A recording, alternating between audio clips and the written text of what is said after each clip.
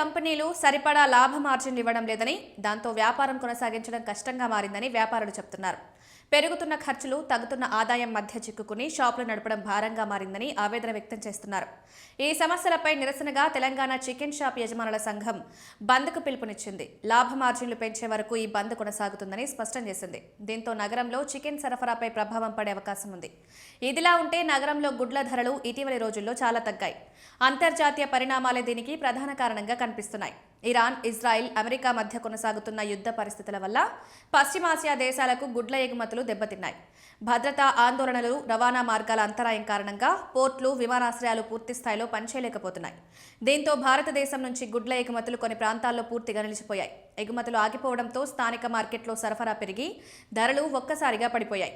ఒకవైపు చికెన్ షాప్ల బంద్, మరోవైపు గుడ్ల ధరల పతనం, ఈ రెండు పరిణామాలు నగరంలో పౌల్ట్రీ రంగాన్ని ప్రభావితం చేస్తున్నాయి. వ్యాపారుల డిమాండ్లపై ప్రభుత్వం, కంపెనీలు ఎలా స్పందిస్తాయన్నదే ఇప్పుడు కీలకం. పరిస్థితి ఇలాగే కొనసాగితే వినియోగదారులపై కూడా ప్రభావం పడే అవకాశాలు కనిపిస్తున్నాయి.